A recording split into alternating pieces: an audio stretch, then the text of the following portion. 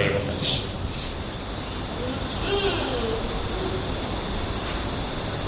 Dan Syekh Daud bin Abdullah Fatani ini kedudukannya sebagai ulama begitu mulia sehingga makam dia bersebelahan dengan Ibn Abbas radhiyallahu anhu.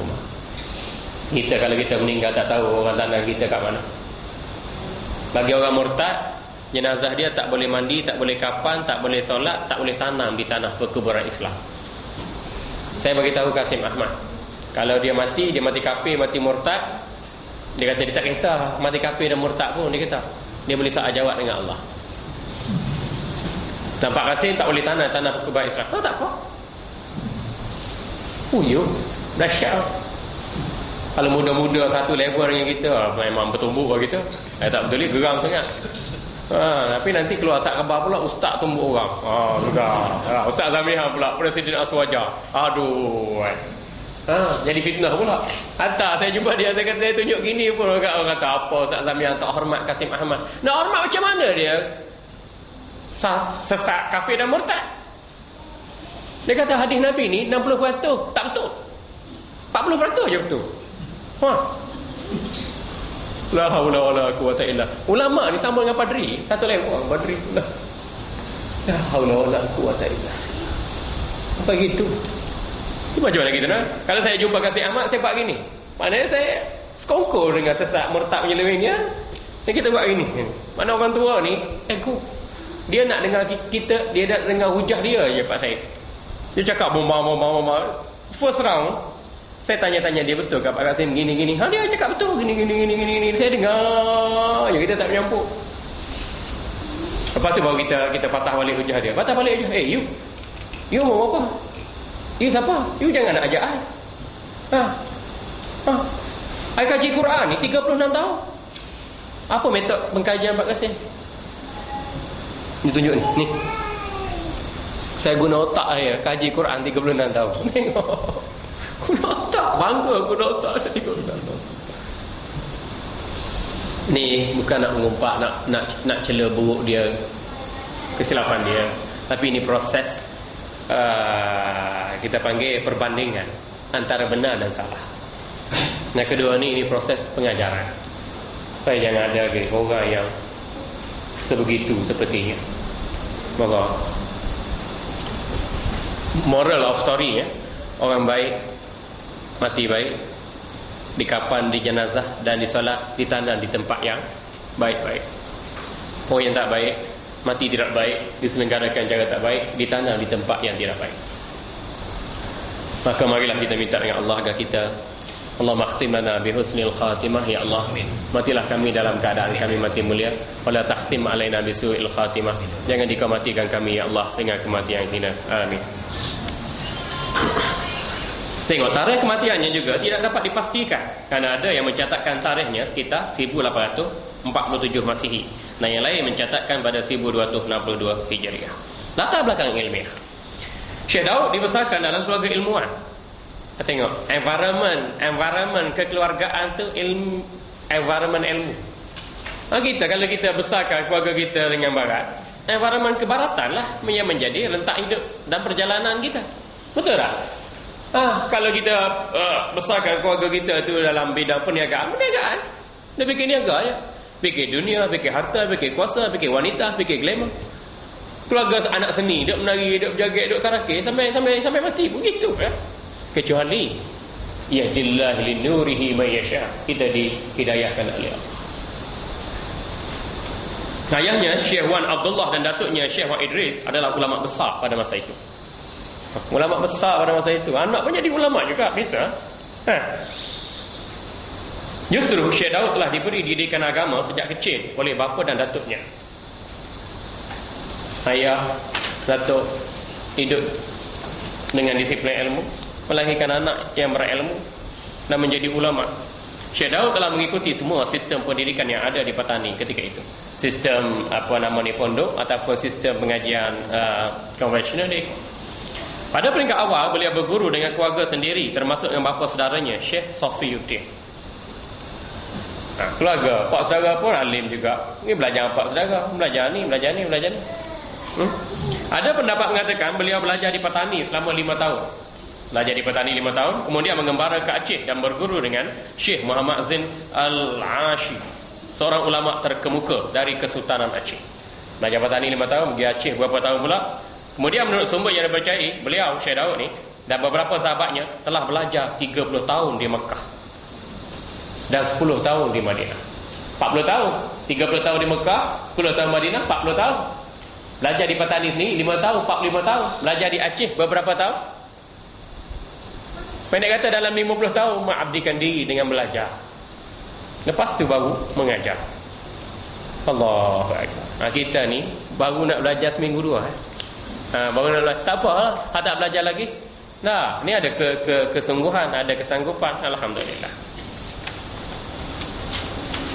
Baik, kita tengok mukadimah dia. Bismillahirrahmanirrahim. Bismillah ni ayat Quran. Jadi buku ni ada bismillah, jangan letak bawah-bawah hati kita, bukan menghina kandungan buku ni saja. Hati kita menghina disiplin ilmu dan menghina Quran. Jadi kita kena hormat. Kalau dalam kereta tu, kalau kita letak atas cushion kereta, kita break jatuh, cepat-cepat kita ambil, letak balik. Jangan kita letak celah-celah cushion apa semua, jangan. Jatuh-jatuh kita dah beli. Dalam ni kita hormati disiplin ilmu, dan yang kedua kita hormati ulama yang menulisnya. Yang ketiga, hadis-hadis dan Quran dalam ni wajib dimuliakan. Syekh Daud bin Syekh Abdullah Al-Fatani rahimahullah. Okey, bismillah tu dengan nama Allah. Jadi ku mulakan kerja dengan nama Allah. Bagaimana mengambil berkat. Macam kita nak makan, nak minum, nak kerja, nak menulis, nak tidur, nak apa, bismillahirrahmanirrahim. Amalan ini berdasarkan kepada hadis Nabi sallallahu alaihi wasallam yang diriwayatkan Abu Daud rahimahullah dalam sunannya. Kullu amrin zibalin la yubda'u fihi bi bismillah wa huwa akhfa. Maksudnya setiap perbuatan yang tak dimulakan dengan bacaan bismillahirrahmanirrahim, maka ia terputus daripada rahmat Allah. Jadi apa saja yang kita buat dari kalangan aktiviti kerja yang baik, kita baca bismillahirrahmanirrahim, ada barakah. Pakai baju, pakai seluar, pakai kasut, pakai stoking, nak tidur, nak apa, nak masuk tanda pun ada doa dia. Bismillah, doa. Nampak tak? Alhamdulillah, ada berkatnya tu, ada berkat ya. Nak tanam, nak cangkur ke, nak beli ke, nak jual, tu baru ada keberkatan ya. Alhamdulillah.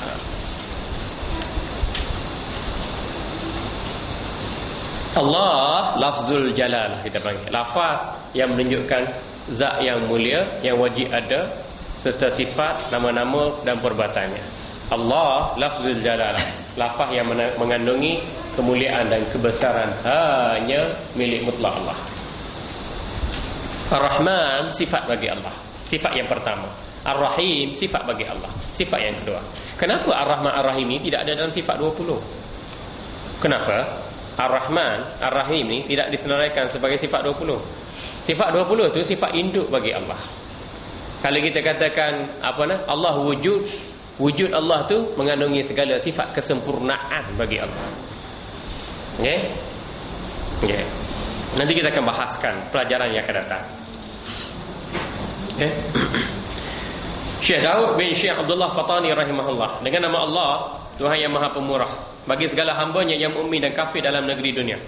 Ar-Rahman ni, Allah beri segala nikmat di dunia. Nikmat untuk manusia yang beriman, tak beriman, yang Islam, yang kafir, Hindu, Buddha, Kristian, Yahudi. Untuk setan nak hidup, iblis nak hidup, orang jahat, orang buat maksiat, orang tak ada agama nak hidup, nak makan, nak minum, nak tidur, nak bangun, nak kecil, nak berak, nak bini, nak beranak, nak senang, nak sihat. Allah beri belakang. Itu maksud Ar-Rahman, pemurahnya Allah. Itu yang disebutkan untuk negeri dunia akhirat Allah beri belakang. Beriman tak beriman, Allah bekalkan semua pada mereka. Okey? Kita tengok dalam surah Ar-Rahman, 'allamal Quran, khalaqal insan, 'allamahul bayan. Kemudian ditanya pula, fa bi ayyi ala'i rabbikuma tukadziban. Nikmat manakah wahai manusia dan jin yang kamu dustakan? Rahman sini ni Allah beri belakang, beri semua. Islam ke bukan Islam ke, Allah beri segala-galanya. Tapi Ar-Rahim khusus orang yang beriman dengan Allah dan Rasul di akhirat. Orang kafir, Hindu, Buddha, Kristian, Yahudi, tidak ada nikmat bagi kamu dan tidak ada kemaafan bagi kamu. Maka benarlah sabda Nabi sallallahu alaihi wasallam, ad-dunya sijnul mu'min wa jannatul kafir. Dunia ini penjara bagi orang yang beriman dan merupakan syurga bagi orang kafir. Orang kafir nak makan, nak minum, tak ada halal haram, dosa pahala, tak ada sempadannya. Semua rembak belaka. Kita ni Allah letakkan ni halal haram, dosa pahala, syurga, neraka menjadi pembatas antara kita dengan orang-orang yang bukan Islam. Jadi tak apalah susah payah ke pahit mahu kena tahan, tak boleh zina, tak boleh minum arak, tak boleh judi, tak boleh menipu, tak boleh ngumpat, tahan. Jadi perbatasan itu diumpamakan sebagai penjara bagi orang beriman. Siapa kita ikut? Kita taat. Ati Allah wa atiur Rasul wa ulil amri minkum. Taat Allah, taat Rasul. Nah, kita ikut itu manifestasi keimanan kita pada Allah. Sebab Allah sedang menguji kita. Ya. Tapi akhirat yang senang, yang mewah, yang sejahtera hidupnya adalah kita. Dan nikmat-nikmat yang eksklusif tu, yang besar-besar, Allah letak di akhirat. Satu nikmat dunia ni kita nampak orang senang, kaya, mewah, mulia, cantik tu. Satu nikmat ya. Dalam hadis yang sahih, innallaha khalaqa mi'ata rahmah. Sesungguhnya Allah mencipta 100 nikmat. 100 rahmat. Allah cipta 100 rahmat. Yanzilu ila dunya rahmatan wahidah. Allah campak satu rahmat saja untuk nikmat keduniaan. Wa yabqa fil jannah. Dan Allah kekalkan 99 rahmat lagi sebagai nikmat eksklusif di syurga. Dunia ni kita tengok senang, kaya, mewah, satu rahmat ya. Bakinya rahmat-rahmat di syurga 99. Sebab tu salah satu daripada keadaannya, realiti, tapak tangan kita ni ada simbolik. Tak, tapak tangan kita ni ada simbolik. Satu, ni garis ni umpamakan dengan satu, dan ni V terbalik ni umpama nombor 8. Dalam 18 dalam bahasa Arab. Formasi orang telapak tangan kita ni satu dan V terbalik ni jadi 18 belah kanan. Telapak tangan kiri kita berupa nombor 81. 18 campur 81 sama dengan 99. 99 ni adalah gambaran nikmat yang Allah letak telapak tangan kita ini untuk kita capai dengan kekuatan ilmu, iman dan amal untuk mencari nikmat akhirat. Jadi bila kita berdoa, kita buka gini, tengok pada telapak tangan kita sendiri. Boleh tak apa yang kita ada, ilmu, iman, amal tu, boleh tak kita dapat nikmat-nikmat di akhirat? Jangan kita mudah lupa. Ini dia. Alhamdulillah. Benar? Lagi satu, nama-nama Allah ada 99 nama Allah. Lillahi asma'ul husna. Lillahi 99 isman fad'uuhu biha wa man ahsaha dakhala al-jannah. Hadisun sahih. Allah ada 99 nama. Serulah dengan nama-nama Allah. Jagalah, fahamlah, mengertilah nama-nama Allah. Masuk syurga Nabi kata.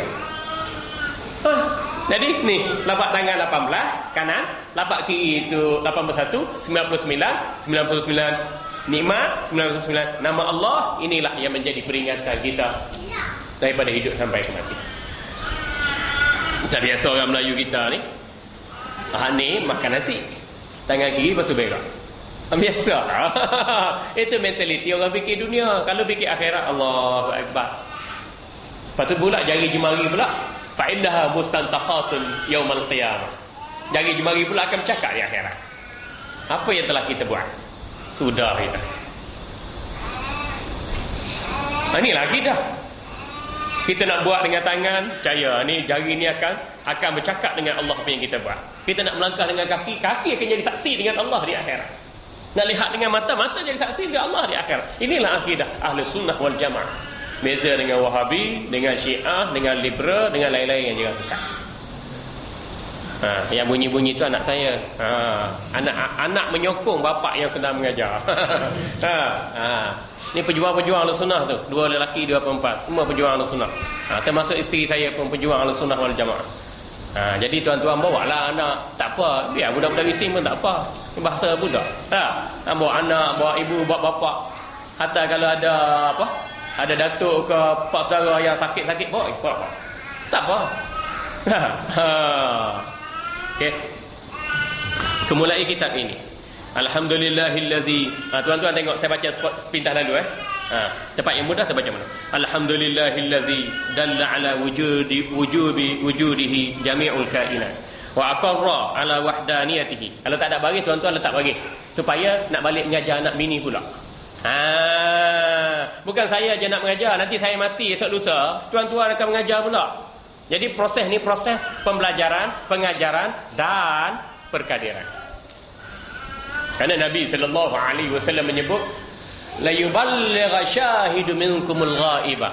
Hendaklah orang yang datang belajar mendengar menyampaikan kepada orang yang tidak hadir. Atau dalam hadis yang lain, ballighu anni walau ayatan. Sampaikan dariku walaupun satu ayat ilmu agama. Tuan-tuan jangan harapkan saya mengajar ya. Balik tuan-tuan belajar dengan saya, balik ajar pula. Jadi ilmu tu lekat. Melekat pada hati kita. Okey, kita tengok. Alhamdulillahillazi dalla ala wujudihi jami'ul kainati wa aqarra ala wahdaniyatihi wa insiradihi kullul makhluqati wa ja'ala asyhadatain dalilan ala kamali ahli sa'adati wa khussa lima'rifati aqaidit tauhidi man ikhtarahu minal bariyati wassalatu wassalamu ala sayyidina Muhammadinil. Letak nun kecil lepas dal tu, letak nun kecil bagi bawah. Macam kita baca lam yakunil ladzina kafaru min ahlil kitab. Asalnya baca lam yakun allazi. Tapi kaedah tu tak betul. Kita letak tak boleh nak baca. Lam yakun allazi tak boleh baca. Nun mati dengan alif lam tak boleh nak digabung jalinkan sekali dari sudut pembacaan. Jadi kita buat lam yakunil ladzi, letak nun kecil bagi bawah. Macam ni juga. Muhammadunil mab'usi bil ayati wadihati. Okey, tu kaedah bacaan. Boleh? Kita belajar. Begitu juga kalau kita baca Bismillahirrahmanirrahim. Qul huwallahu ahad. Stop. Allahu samad. Ini bacaan satu ayat, full stop, satu ayat yang lain. Okey. Kalau kita baca nak baca wasal, baca sambung, Qul huwallahu ahadunillahu samad. Mari mana datang nun baca bagi bawah tu? Itu kaedah. Tanwin dengan alif lam dia tak boleh diletak sekali. Imam Ibn Malik dalam matan alfiyahnya menyebutkan ka'anni tanwinun wa anta idhafatun lan tarani. Seolah-olah aku tanwin dan kamu adalah sandaran, maka kita tak akan bertemu buat selama-lamanya. Ada benda tak boleh nak jumpa. Tak. Kaedah dia tu. Ini kaedah tata bahasa Arab. Okey. Wa ala alihi wa ashabihi. Kadang-kadang kita tulis wa ala alihi wa sahbihi, kadang kita tulis wa ala alihi wa ashabihi. Dua-dua boleh baca. Wa tabi'ina lahum bil karamati. Selesai bagi dia. Okey? Tengok maksud dia. Maksudnya segala puji bagi Allah yang dalil wajib wujudnya ialah segala kainat. Kainat ni segala makhluk yang ada. Langit, bumi, bulan, bintang, batu, manusia, flora, fauna dan lain-lain. Kita panggil kainat, segala makhluk yang ada. Maknanya adanya makhluk sebab apa? Sebab adanya Allah. Jadi secara matematik, pandangan etis, golongan etis mengatakan dunia ini jadi dengan sendiri, tak betul. Dan telah diakui keesaan dan ketunggalannya segala makhluk.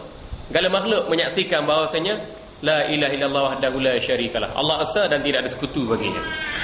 Dia telah menjadikan dua kalimah syahadah sebagai tanda kesempurnaan golongan yang mendapat kebahagiaan.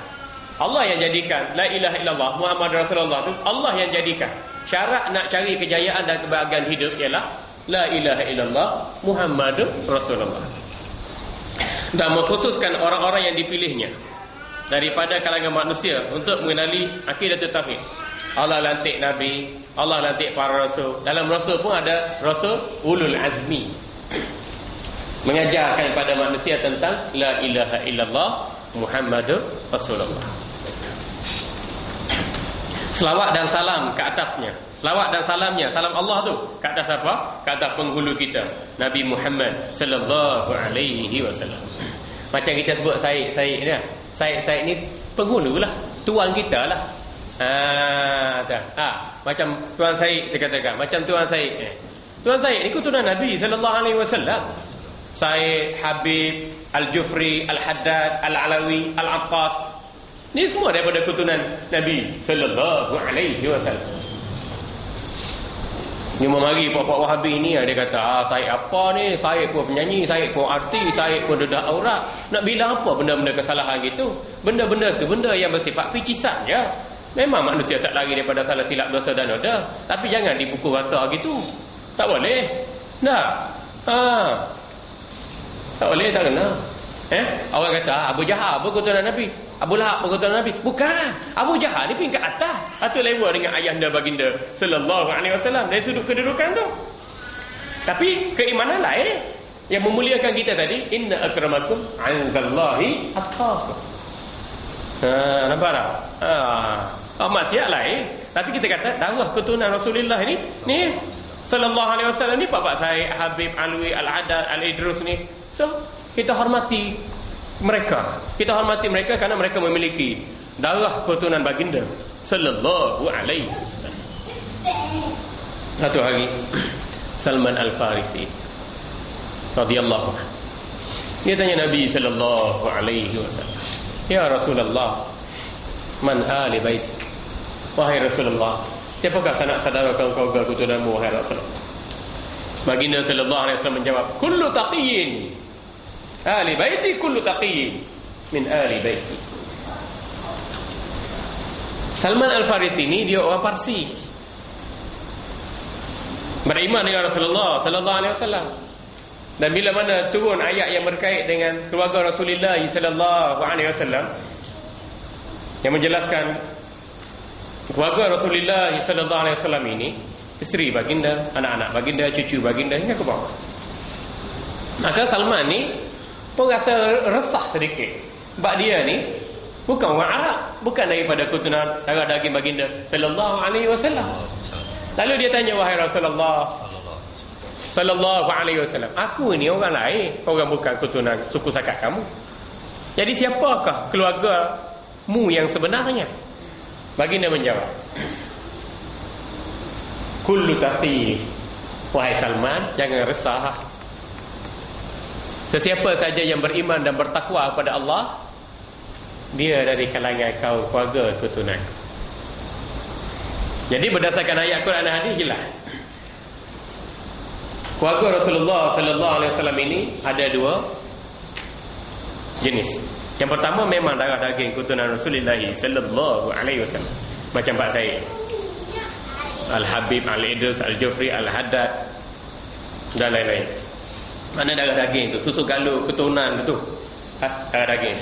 Yang keduanya, walaupun kita bukan susu galur keturunan darah daging, bila kita beriman dengan Allah, kita termasuk dalam keluarga keimanan baginda sallallahu alaihi wasallam. Lepas tu Pak saya, kalau dia seorang tu ustaz atau alim ulama, kalau dia betul keturunan Rasulullah sallallahu alaihi wasallam, darah perjuangan kebenaran tu, dia perjuang akidah, perjuangan fiqh, perjuangan tasawuf tu, dia lebih utama. Seperti Imam Syafi'i sini, keluarga Rasulullah sallallahu alaihi wasallam. Ulama keturunan Rasulullah dengan ulama bukan keturunan Rasulullah ada beza. Ada beza. Tapi biarpun Ustaz Zamihan bukan daripada darah daging Rasulullah sallallahu alaihi wasallam, tapi atas paksi iman dan takwa, kita pun sama juga dengan keturunan baginda sallallahu alaihi wasallam. Baik, sekali lagi. Selawat dan salamnya, salam Allah ke atas penghulu kita. Kalau Allah berselawat pada Nabi, maknanya Allah merahmati Nabi sallallahu alaihi wasallam. Yang keduanya malaikat. Malaikat berselawat pada Nabi, maknanya malaikat mendoakan kemuliaan Nabi semakin bertambah daripada minit berganti hari, berganti minggu, berganti bulan, berganti tahun. Itu dimaksudkan malaikat berselawat pada Nabi sallallahu alaihi wasallam. Setengah ulama kata malaikat berselawat pada Nabi sallallahu alaihi wasallam, malaikat beristighfar kepada Nabi. Beristighfar itu bukan kata Nabi banyak dosa, tidak. Nabi sallallahu alaihi wasallam dan nabi-nabi yang lain maksum. Bukan maksudnya malaikat berselawat pada Nabi itu dengan istighfar banyak dosa, tak. Kerana Nabi maksum. Tapi istighfar malaikat untuk Nabi itu untuk terus meningkatkan darjat kenabian daripada setiap detik sampailah kepada hari kiamat. Dan nak menyebutkan juga malaikat istighfar atau selawat pada Nabi, maksudnya ialah kedudukan para Nabi, para Rasul lebih tinggi dari kalangan malaikat.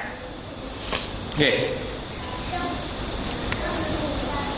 Lepas tu, orang yang beriman, makhluk-makhluk yang lain selawat pada Nabi sallallahu alaihi wasallam, maksudnya ialah kita mengucapkan selawat, kita mendoakan Nabi sallallahu alaihi wasallam sebagai satu kedudukan yang kemuliaan bagi Nabi sallallahu alaihi wasallam, dan kerana itu kita juga dibalas dengan ganjaran kebaikan. Itu terangkum dalam ayat innallaha malaikatahu yusalluna 'alan nabi ya ayyuhalladzina amanu sallu 'alaihi wa sallimu taslima. Ni tu imam baca atas mimbar jemaah, tapi ramai kalangan kita tidur. Ramai laki-laki perkasa pergi jemaah tidur. Padahal dah kena kopi tu Kak Ali, tu Kak Musa, power room, power steering, power ranger, nak makan, minum, sik berani, mi sup, mi celup, macam-macam ada. Lepas tu pergi jemaah tidur. Jadi tu imam sebut innallaha malaikatahu yusalluna 'alan nabi. Sesungguhnya Allah dan malaikat berselawat ke atas Nabi. Ya ayyuhallazina amanu, wahai orang-orang yang beriman, sallu alaihi, berselawatlah kepada baginda, wasallimu,